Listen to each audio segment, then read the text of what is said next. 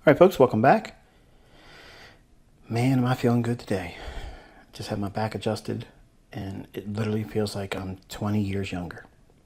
Yes, 20 years younger. So, I'm in an incredibly good mood. I feel wonderful, thank God. And I'm going to review this market today, and then tomorrow we're going to go into our regular teaching midweek and a little bit more substance behind the videos. Again, thank you for your prayers. Thank you for your concerns. There's no need to send any more because I'm getting a lot of them. While I appreciate them, I just know that it's not necessary, but thank you. All right, so this is the dollar index weekly chart, and I want to bring something to your attention.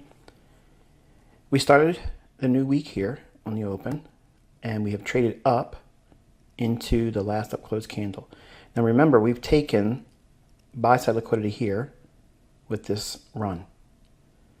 We broke down below it, and we're bumping up into this bearish order block. Now, it can go a little bit deeper and hit this old low here because there's a small little imbalance. I'd prefer that it didn't close that in. Like, in other words, from this low to where we are as a high on this week so far, I'd like to see that remain a small little gap and then come down and attack this area here and then maybe dig into this. So I haven't really abandoned my expectation for a softer dollar.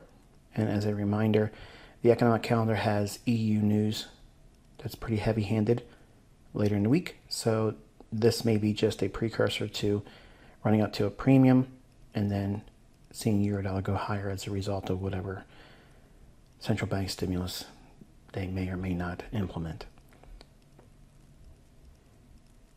Okay, dropping down to the daily chart for the dollar index, we have our breaker, high, low, higher high.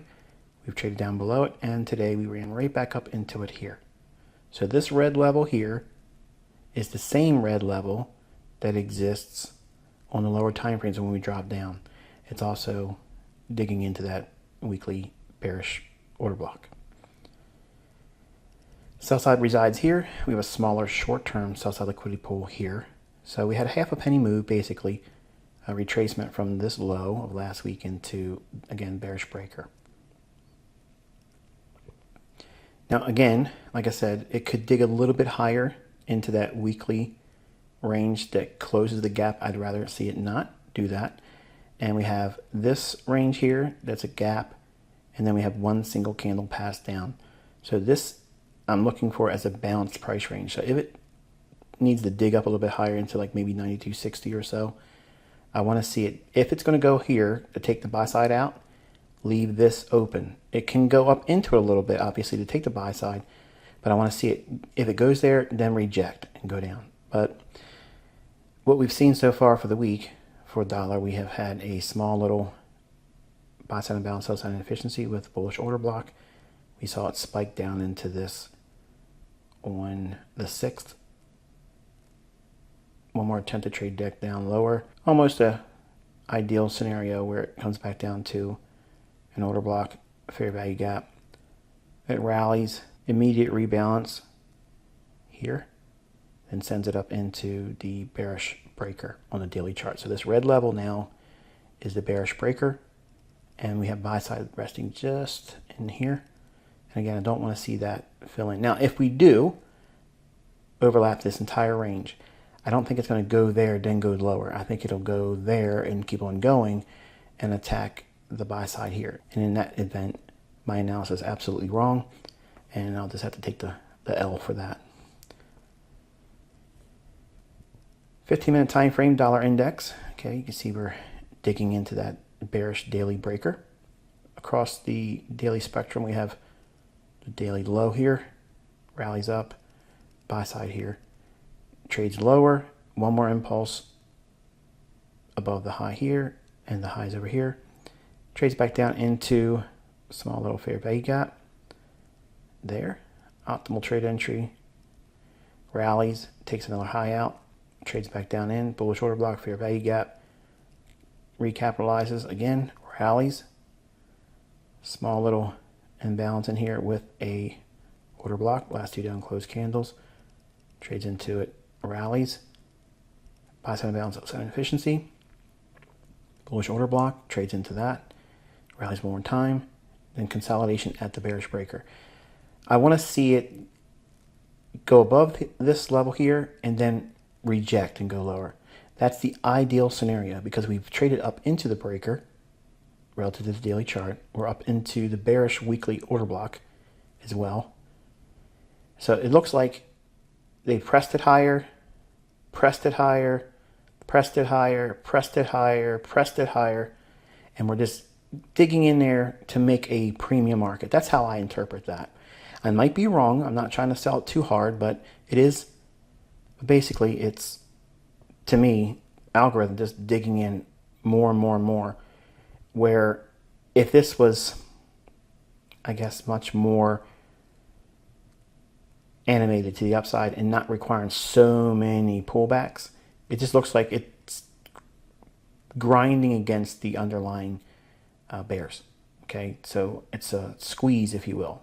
I guess it's the easiest way for me to make it where you'll follow me. Okay, everyone's pretty much familiar with a bear squeeze. So anyone that's bearish on the dollar, it looks like the algorithm's just pressing and digging into those individuals. But we're at a level where it needs to start showing some respect, or they may be utterly reversing the market. That might be happening. You know, that I may completely be wrong with my analysis, and that's okay. But for now, I'm going to stick with it because we don't really have a setup yet, and nothing in here would have given me a losing trade, if you will, because it has to line up with something that would give me a sell-off in the dollar index and a buy in euro, because the only thing I covered yesterday was euro dollar. So looking at the euro dollar here, I was bringing your attention to this small little fair value gap. We had traded down into that, completely rebalanced it. And I still think this is a draw on liquidity here. And what changes that before I go any further with this? If we go back below this candle's opening, now why below this candle's opening? Because we hit the breaker here. This is the breaker. Low, high, lower low. Take the body of the candle, extend it out. If it goes down and hits that and rallies up, this here, if we trade below that, that to me is like changing the state of liquidity. It's not bullish, in my opinion, if it goes back below this opening price, because this is where the launch of this run happens. So if we trade down below that price level, that to me is bearish, and they're probably not going to come back for this buy side liquidity in the near future. And they'll probably be more inclined to take it lower. But as long as we're above this candle's opening price, and again, let me make sure you understand why I'm picking this candle out, because I know some of you are probably scratching your head. If I stopped right now and didn't say anything more, it'd be like, oh, I don't get that. Why did he mention that? Think about what's occurring here. We have a PD array in the form of a bullish breaker. Here, I mentioned before we traded this like that, if we trade above this here, they would act like it's a bullish breaker, and we got that. So this candle here delivers that run off that bullish breaker. So if we trade below the opening price, that kind of like negates this whole idea of springboarding away from a discount PD array in the form of a bullish breaker. So to break down below that, not this candle here, because we had it opened here, small little move lower, and then went higher and then gave up a lot of that range. That doesn't signify the absolute beginning of the move. The beginning of the move on the breaker is here, because we open here, trade down, then respect that level aggressively, and then send it higher and close on the high, taking out this entire range, both the high and the low. On this candle here, it traded outside that range. So I'm taking your attention to this candle's opening price for that very reason, that it went down to the breaker on that candle and rallied. So if it goes below this price again, why? Why would it need to go back down there? I don't look at that as a reclaimed bullish breaker, like an order block. I don't want to see that. To go back down below that opening price, to me, indicates bearishness. So everything above this opening price here is still setting the stage for a run up here. That's how I interpret it. Now, the reason why I'm okay with that form of analysis is because we may still just stay inside of a range. Nothing is absolutely bullish or absolutely bearish right now. Everything's in the stagnant consolidation since, well, the last week of June, right in here. So we created this high, this low, and we're just going sideways. Nothing is energetic. Nothing is parabolic. And this is also a reason why I'm not ringing in the commitment of traders, COT data. So if you've been asking questions in email about why aren't we talking about COT and why is this not happening here and why is this not being useful in commentary, because we're in a range-bound consolidation. Okay, so that market profile, I like to use COT when we have a trending market. So that way I can see when the hedging is occurring. I want to know when it's a really good expectation to be a buyer in an underlyingly bullish market. Right now, there's really no definitive bullish or bearish. It's just what's the sentiment play at work right now and where's the liquidity. Notice that's what we've been doing for months now. We're not looking for any kind of long-term trend. We're not looking for any kind of differential in the rates. Okay, we're just basically looking for short-term volatility, keeping it close to the vest, and just looking for runs on liquidity. That's it. And that's because we're in a range-bound consolidation profile. So the market profile that we're under in the present moment is just a sideways market. It's not likely to go higher. It's not likely to go lower with a great deal of longevity. It doesn't have that continuous staying power in one side of the marketplace, higher or lower. So you have to be very nimble in this market environment, which also opens, if you're trying to provide an opinion like I'm doing every time I sit down with you, I'm forcing myself to tell you what I think is going to happen. I would not be obviously trading yet, but I have to at least give you my interpretation and give you the reasons why I think it may or may not do these things. So yesterday, I was outlining how this has traded back down here, rebalanced. This whole range here has been rebalanced until we had this small little fair value gap. Then we traded down in. I said, now it's open to running up here one more time. Now, if it runs up there and then breaks down, I said then I would be interested in taking a bearish breaker. But I would not be interested in a bearish breaker when we go into lower time frames. And you can see it was not able to deliver on the basis of a bearish breaker, even though it did trade lower today. So let's just play devil's advocate for a moment and say I did trade today. Say I would have taken a trade today with the idea that this market's likely to go higher. The question I'm going to pose to you is this. The opening on this day is here. At what point below the opening price would you be a buyer? That's what I want you to think about when we go into lower time frames.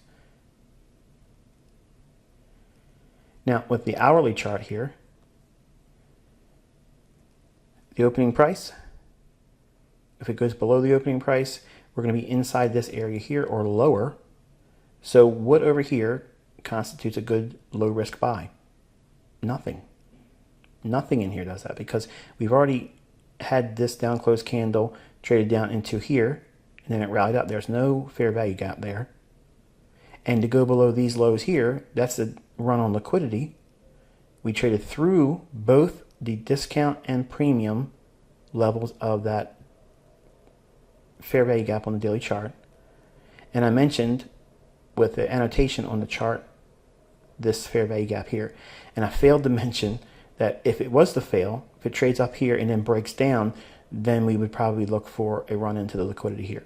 But I got distracted in my commentary yesterday and didn't mention it. So I drew special attention to this fair value gap, and you can go back and watch the video.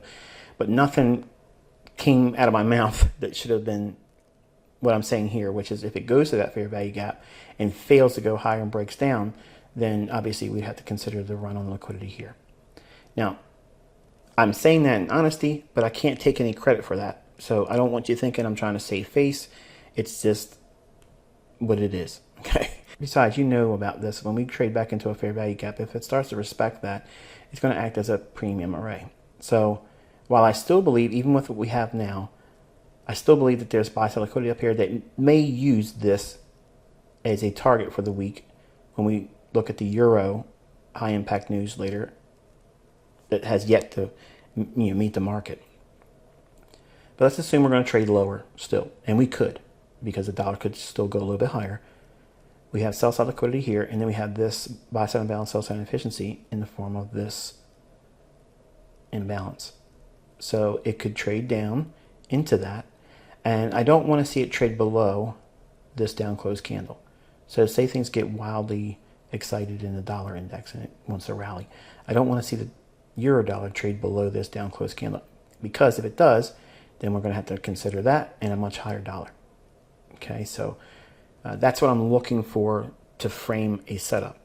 Now, if you look at what was going on today, all of this back and forth price action, and then it eroded. We're going to look at why that took place with the euro pound last after we talk about cable. But for now, there's nothing in here that would have set up a buy. So even though I'm bullish, and I was bullish on euro, nothing in here sets the stage for that. We didn't have any kind of real imbalances that could have been used. And it just would have been a day where it doesn't give me anything. Even though it does trade lower, against what I was outlining yesterday, there was nothing in here for me to take a trade on, so that would have equated to a losing trade. Now, some of you that are doing things that you shouldn't be doing as mentorship, by me saying I think it's bullish on euro, maybe you went in there with your demo account, or maybe you went in with a live account doing things you shouldn't have been doing, and you tried to trade with that idea, and it maybe hurt you. The question is what are you leaning on? What are you seeing in price? Because all of this in here, that's too much of back and forth in an expectation for the market to go higher. It doesn't look like it's all that bullish. And in fact, it was struggling back and forth in here and then broke down. So the only tool or visibility that would have lent well to seeing this breaking down was through euro pound. So here's the 15-minute time frame on euro. Again, look at the back and forth price action. And then ultimately trades lower. There wasn't any real economic news of importance that came out today. So all of this in here was just erosion to take out the sell side liquidity. Market trades lower, comes back up in, rebalances to the bearish order block, which is the last two up close candles in here, and breaks down again deeper.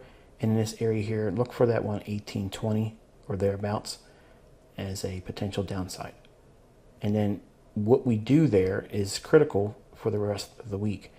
All of this could be simply just reaching for a more significant discount for the economic news that they're going to release on the marketplace. This, again, is selling the idea of bearish, and what happens if they have a real high impact news event hit the marketplace when all the sentiment is one-sided to the downside. In my mind, that sets the stage for an ultimate run on liquidity, which would take us above these highs and the high up here from previous week. Pound dollar daily chart, and again, I really didn't have anything talked about in yesterday's video about this pair, and the only thing I mentioned when we were referring to it in the Friday video of last week, which was the weekend commentary, I mentioned all we were looking for is this area here to take that liquidity out. They did run it, and we have seen it drop down rather nicely since Monday and Tuesday's trading. I don't have anything here I like. I don't like all of this back and forth price action here. If it didn't have all this, I'd say watch the order block in here. But it's too muddy, and I'm just going to refer to what's obviously in your chart here. So cable or pound dollar, I'm neutral on. All right, you can see we had the market push into a premium overnight, and then we broke down. After midnight, we had a run up into the bearish order block, fair value gap, and then nice return back to the opening price essentially, and then it dropped lower. Notice it didn't take out the liquidity below here. I was expecting it to do that when it was running here. Didn't get down in there. We have a small little portion of the fair value gap there. That might be something to watch as well. So if we do trade one more time lower, watch this level in here. We could take sell side out, and then if it does that first, maybe run back up into this area here. Now, it's not a lot of pips, but it's still something that you can practice and study. And again, 15-minute time frame, pound dollar. Again, you can see midnight, traded lower. Here's your Judas there. Trades above the opening price. And then breaks down. Mitigation block. All of these have closed candles consecutively. Mitigation. Leaves a gap opening. That's nice. And declines aggressively into New York Open. Then consolidates for the rest of the day. Again, neutral, I don't have any real opinion of any importance that would, again, be helpful to you for this pair. I'm sitting on my hands, basically. All right, so let's talk about Euro Pound. I've mentioned in the past couple weeks why Euro has had a difficult time in its decline, and the reason why is because of this pair here. It's been bullish. And what makes it bullish? Well, if you look at what's transpired here, we traded below the old low here. So it took that liquidity and then rallied through, creating a bullish breaker. Traded down into that, hit it.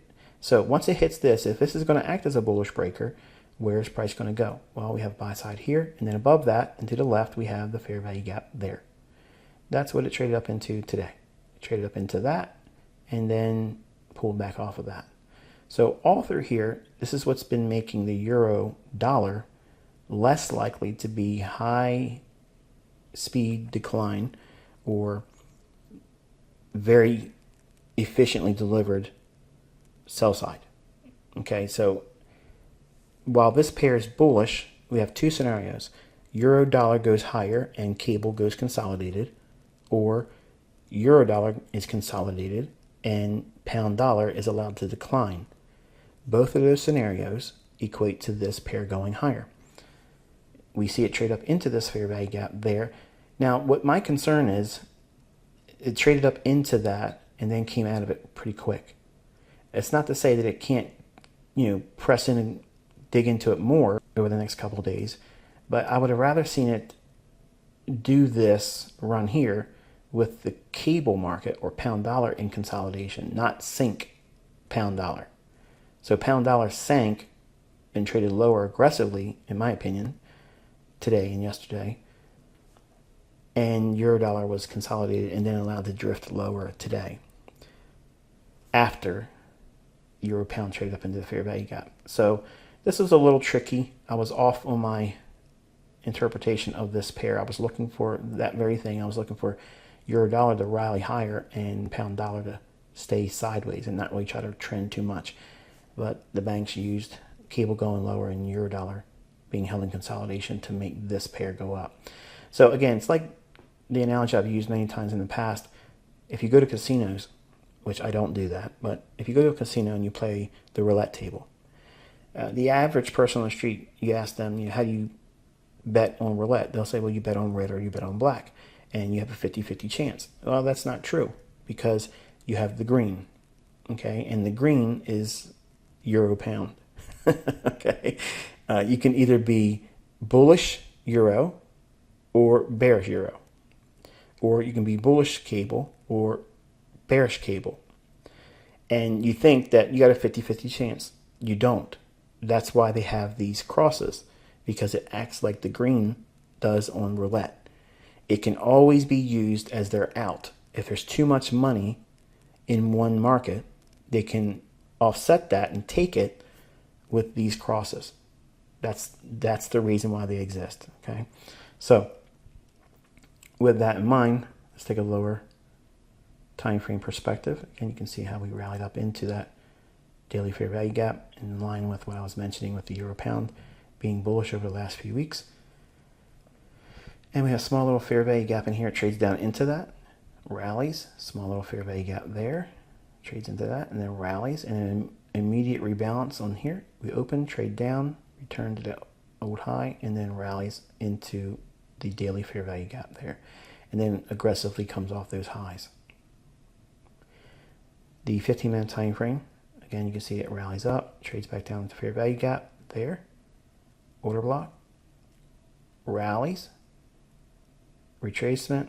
You've seen the 1 hour chart for all of these returns into a discount fair value gap, and then rallies up again, trading up into that daily fair value gap on euro pound. and then it trades back down. So all in all, this was good in a lot of ways because, number one, we see the effects of the euro pound. I mentioned over the last few weeks saying that's the reason why euro dollar has been reluctant to decline, even though it had a logical sell-side liquidity pool in those relative equal lows. The futures market, if you look at euro dollar futures, you can find that on TradingView, or you can look at it on barchart.com. But the euro futures contract, if you look at that in relationship to the cash market or spot like we look at here in Forex, the euro futures actually went through those relative equal lows on its daily chart, whereas the cash market didn't do that. So it more or less diverged. So maybe there's something of a larger significance in the works where this whole week may be a catalyst to seeing a much significantly lower dollar and a much more significantly higher euro dollar. So just as a backdrop from a macro perspective, that's being implemented in this commentary here, because if we do get that shock in the marketplace with what the central banks do relative to the high impact news for euro later this week, that to me is the backdrop, okay, or the smoke screen that they'll use to send these markets in opposing directions. And I think that's going to be it for today. Like I said, I feel good, so hopefully we'll have more to work with, and I'll have a lot more time, because I literally just got adjusted, right before I sat down to do this video. So I feel good. I'm hoping it lasts. And tomorrow, if I feel like this, I'll probably have a very long video. So prepare yourself, pack a lunch. I'll have a lot of things to teach about. But again, thank you very much for your patience. Thank you very much for your concern and well wishes and prayers. And I'll catch up with you tomorrow in Wednesday's midweek review and commentary. Until then, be safe.